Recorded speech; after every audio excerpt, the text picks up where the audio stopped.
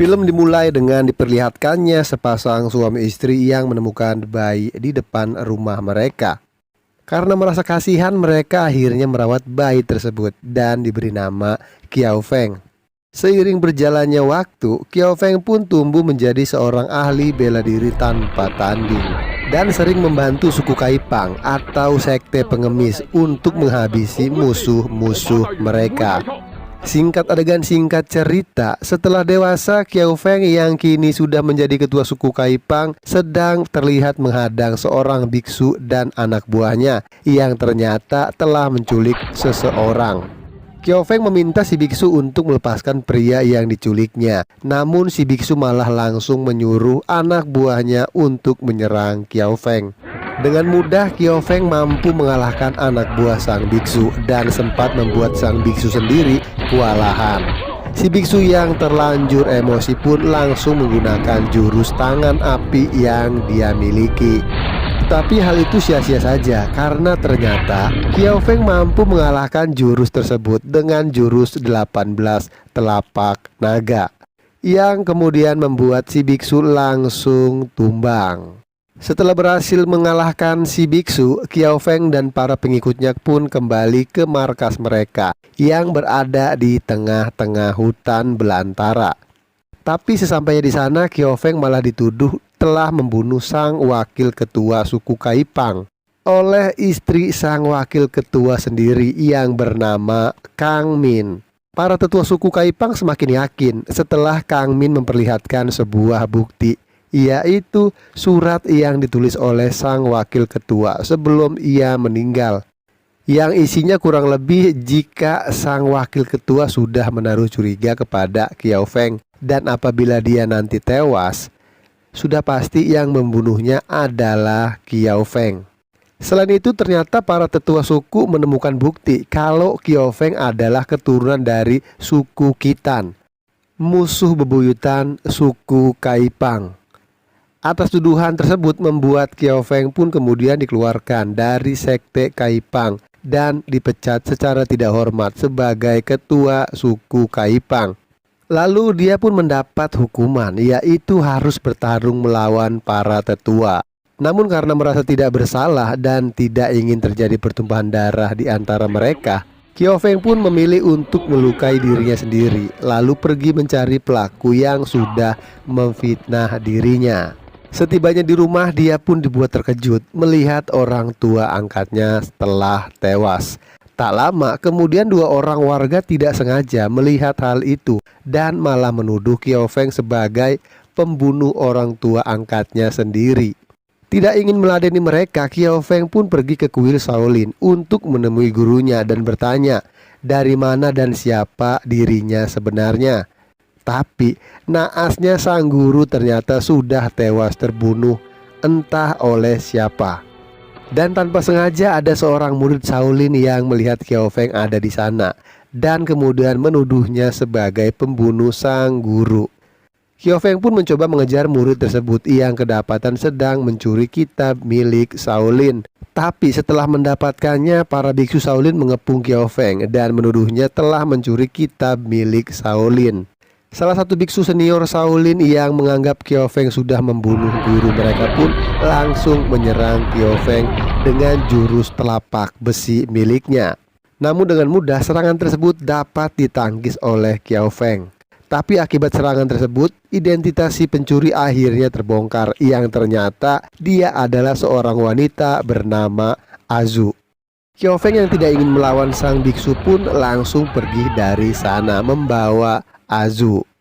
Singkat adegan singkat cerita, karena terkena efek dari serangan si biksu tadi, Azu pun sekarat.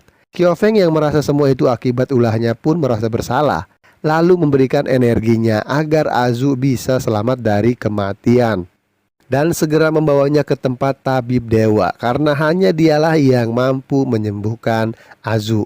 Azu sendiri adalah seorang pelayan yang disuruh oleh majikannya bernama Murongfu untuk mencuri kitab milik Shaolin. Karena jika ia bersedia melakukan hal itu, Azu dijanjikan akan diberitahu keberadaan orang tuanya. Dalam perjalanan tanpa diduga, Qiao Feng dan Azu pun saling jatuh cinta. Singkat adegan singkat cerita, sampailah Qiao Feng dan Azu di tempat tabib dewa yang bernama Sue Muhua. Tapi ternyata di sana Qiao Feng bertemu dengan para pendekar silat dari seluruh penjuru dunia yang sudah berkumpul dan sepakat untuk menghabisi Qiao Feng. Qiao Feng pun tidak mau meladeni mereka karena tujuannya ke sana adalah untuk menyembuhkan Azu yang terluka parah. Tapi ternyata sang tabib dewa malah menolak untuk mengobati Azu. Alasannya karena Azu dibawa oleh Qiao Feng yang sudah dicap pengkhianat oleh suku Kaipang. Namun di sini tabib dewa memberikan penawaran, jika Azu ingin diobati, Qiao Feng harus menukar dengan nyawanya. Qiao Feng pun setuju, tapi dengan syarat jika memang ada yang mampu melakukannya. Sebelum pertarungan dimulai, Qiao Feng mengajak mereka minum ciu bersama nih, sebagai simbol atau sebagai tanda putusnya tali persaudaraan antara mereka. Semua itu dimaksudkan agar nantinya Qiao Feng tidak merasa bersalah karena harus bertarung dengan mereka. Pada akhirnya pertarungan pun dimulai, di mana para pendekar menyerang secara bersamaan. Karena Qiao Feng adalah pendekar tanpa tanding, dengan mudah Qiao Feng mampu menghalau serangan-serangan mereka. Tapi saat dikeroyok para tetua, Qiao Feng pun harus terluka karena pertarungan yang tidak seimbang. Hingga akhirnya datang seseorang yang langsung membawanya pergi. Setelah pertarungan itu, tabib dewa pun menepati janjinya untuk mengobati Azu dengan syarat Azu harus tinggal di tempatnya. Maksudnya yaitu untuk memancing Qiao Feng kembali ke sana lagi. Di sisi lain, Qiao Feng pun berhasil disembuhkan oleh orang misterius tadi. Lalu kemudian orang itu memberitahu nama ayah kandung Xiao Feng. Lalu kita pun diperlihatkan kepada Murongfu, majikan dari Azu, yang adalah seorang pewaris sebuah kerajaan yang hampir runtuh. Dan ternyata dia adalah orang yang sudah memfitnah Qiao Feng.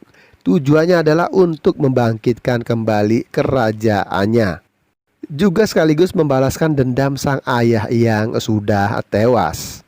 Sementara di sisi lain, Azu yang sudah pulih berencana kabur dari tempat tabib dewa menggunakan keahlian menyamarnya.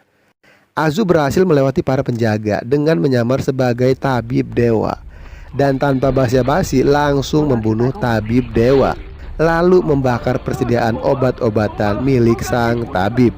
Singkat adegan singkat cerita, Azu pun langsung menemui Qiao Feng yang sudah menunggunya di sebuah bukit. Di sana Qiao Feng mengutarakan niatnya untuk pensiun dari dunia persilatan dan menjalani hidup normal. Setelah nanti dia berhasil membalaskan dendamnya kepada pembunuh kedua orang tuanya 30 tahun lalu.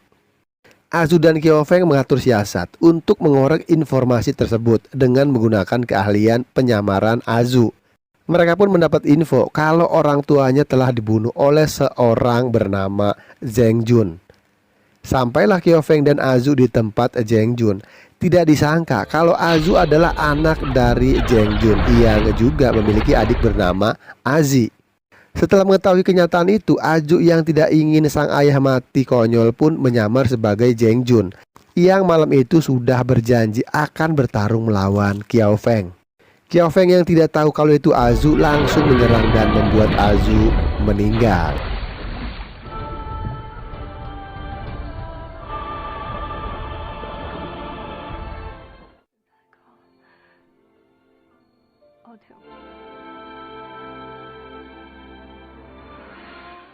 Setelah kejadian tersebut, Zheng Jun pun mengatakan kalau 30 tahun yang lalu dia tidak pernah menyerang desa manapun dan juga tidak pernah membunuh siapapun.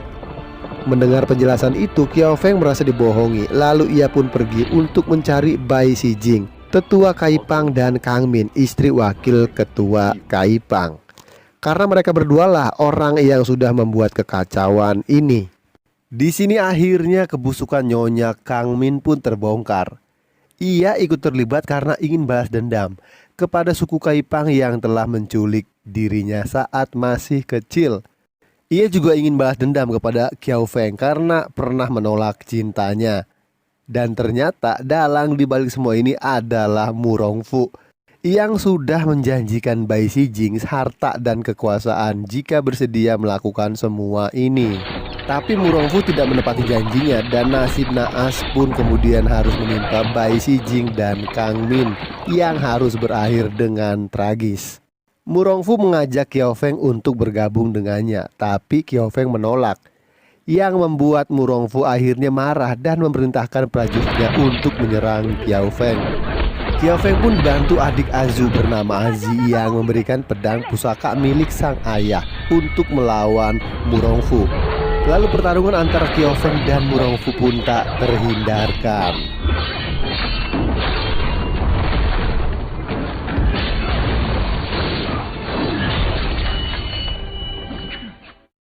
Saat pertarungan, Murongfu membawa Qiao Feng ke sebuah tempat di mana di sana sudah ada mayat para tetua Kaipang yang digantung olehnya akibat menolak bergabung dengan Murongfu. Melihat hal itu, Qiao Feng pun murka dan langsung menyerang Murongfu. Namun tanpa diduga, Murongfu berhasil menangkis dan membalikan serangan tersebut hingga membuat Qiao Feng sempat kalah. Tapi saat Murongfu akan membunuhnya, tiba-tiba Qiao Feng pun kembali bangkit dan berhasil menghabisi Murongfu.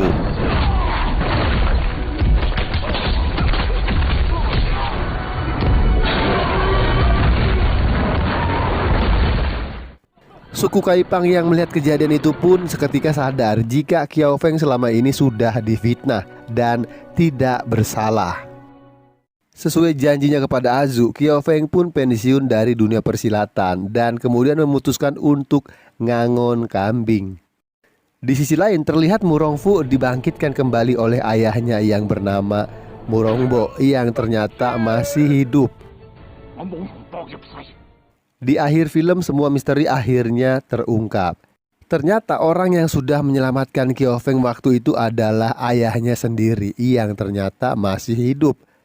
Selama 30 tahun ia sengaja mengasingkan diri untuk melihat anaknya berkembang menjadi pendekar sakti mandraguna. Kemudian kita diperlihatkan kilas balik 30 tahun silam saat orang tua Qiao Feng yang kabur dari peperangan. Namun tiba-tiba mereka dicegat oleh pasukan Murongbo, ayah dari Murongfu. Dan mereka pun bertarung. Dalam pertarungan itu ibu Qiao Feng harus tewas.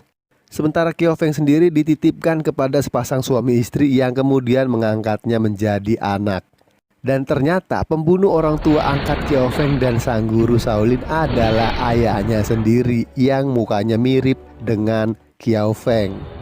Lalu kita ke masa sekarang di mana ayah dari Qiao Feng berhadapan dengan Murongbo.